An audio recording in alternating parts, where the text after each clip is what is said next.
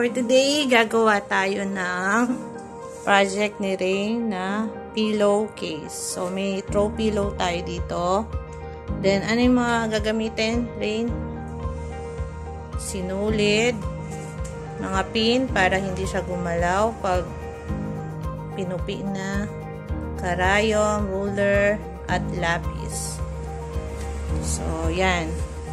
So, una is kunin muna yung size nung unan. So, kailangan sobra siya para at least hindi masikip pag tinahi siya. So, ayan. Susukatin natin yung size nung pillow. Then, guguhitan bago gupitin. Dito. Hanggang dyan.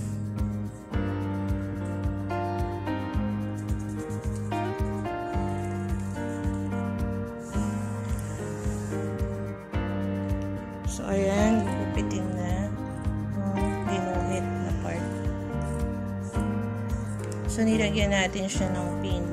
Ayan, para hindi siya gumalaw. So, ito tatahiin ng kamay lang siya. Hindi gagamit ng makina.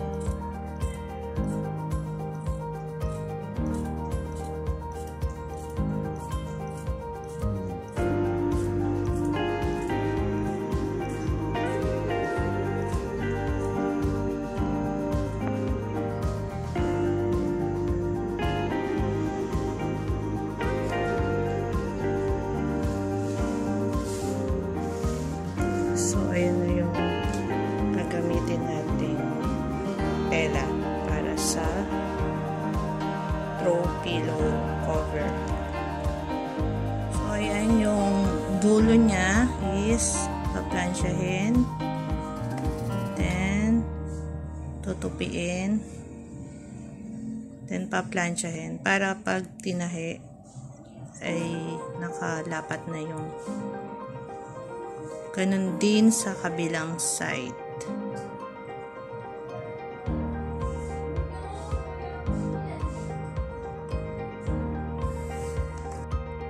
Okay, next naman natin yung kabilang dulo. Ang purpose bakit kailangan siyang tansyahin para dumapat na yung tupi. Kasi may mga tela na kapag tinupi mo, hindi sumusunod. So, para masunod siya, parang niluto natin yung linya sa pagkakaplansya. Tapos, yung kabila, nilagyan namin pin para hindi na siya gagalaw. So, yan. So, lalagyan na lang siya ng pin sa magkabilang dulo para pag tinahi niya ng kamay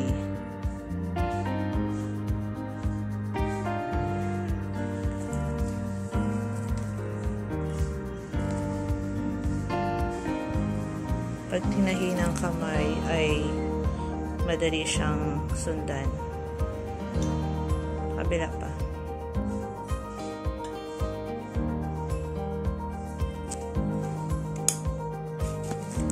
Ayan, meron ng tupi dito, meron din tupi dito sa bilang side. So, next is babalik na rin natin. Then, tutupiin na natin siya.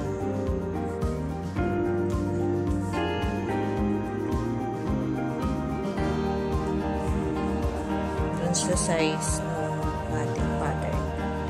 Ayan.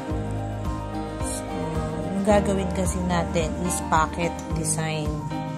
So, para hindi nakabuka doon yung ating cover, meron siyang lock dito sa side.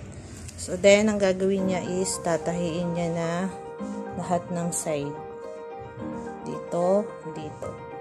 So, bago yon, ito muna. Tatahiin niya muna tong nakatupi. Kasi, pag ito, hindi pa tinahi na dito, mahirapan na siyang tahiin. So, ito munang pinlansya na may guhit na ang kailangan tupiin para tahiin para hindi na siya mag-move.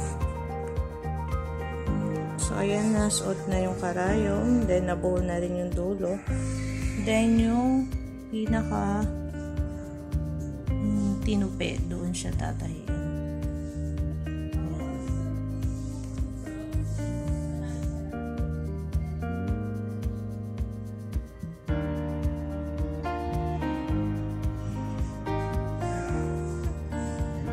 So, kailangan gumamit din tayo ng sinulid na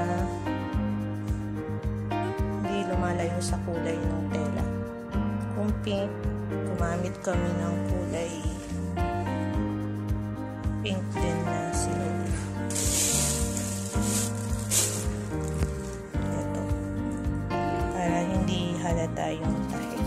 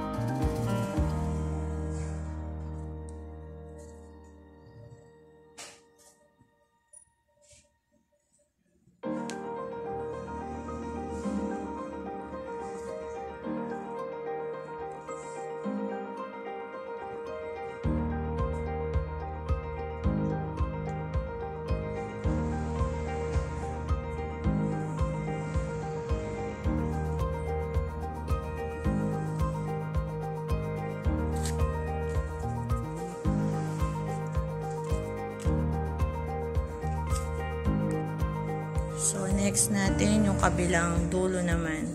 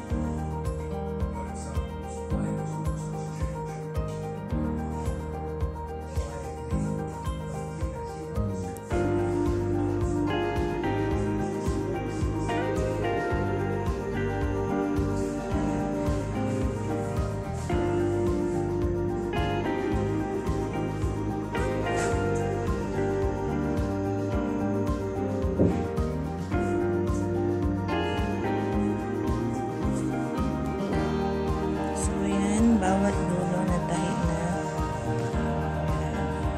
So, ngayon, diretsong rin. Baliktad natin siya. So, gagawin nating envelope. Envelope throw pillow. So, half lang. Yung parang pa-envelope yan. Then, may naka-overlap siya. Para hindi na gagalaw or kahit na hindi lagyan ng zipper yung ating pillow ay hindi siya malalaglag.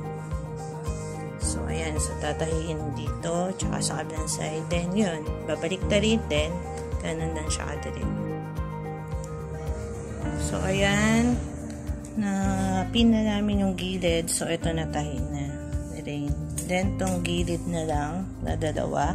Then, babaliktarin natin siya. Then, paplansyahin. So, ganun lang siya. So, tatahiin niya na yung magkabilang side ng throw pillow cover natin.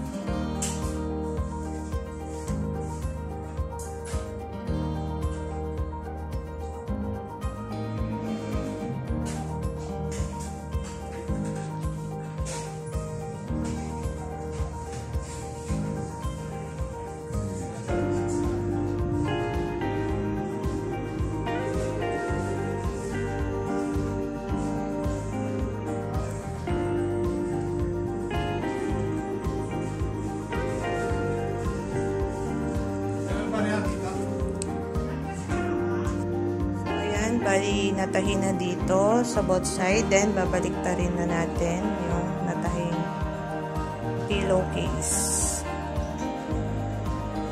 Then, after niyang matahi, is paplansyahin natin siya para lumapat yung mga tahi natin.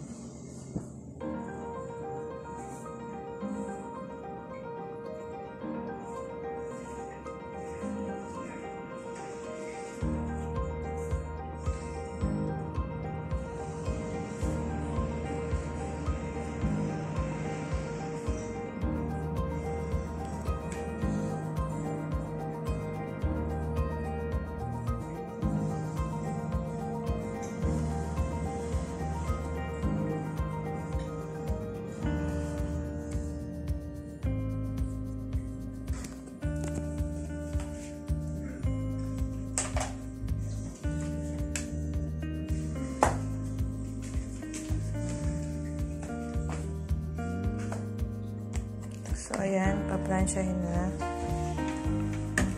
yung mga dukot na part.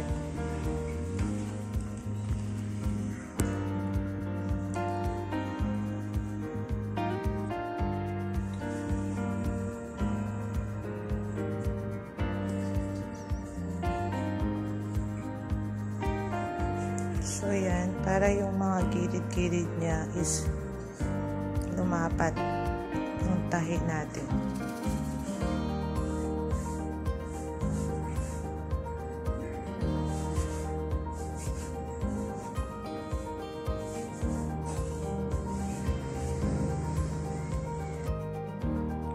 So, ayan yung throw pillow na envelope design na aming pinagtulungan gawin ni Ring. So, ayan siya. Hindi halata yung mga sinulid dahil same color yung ginamit namin. Hindi malayo dun sa color ng tela. So, ayan yung kanyang project. Throw pillow project. So, usable siya after siguro ng project. Pwede niyang magamit ito sa kanyang kwarto. So, ayan. May ipapasa na siya na project sa work performance niya.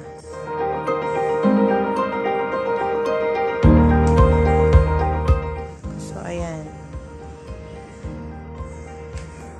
Colorful. Bali, mga tirang tela lang to na nahanap ko. Dahil nga mahirap mamili ngayon. So, hindi siya ganun ka-perfect. Pero at least, na-achieve namin yung pillow case na pwedeng magamit.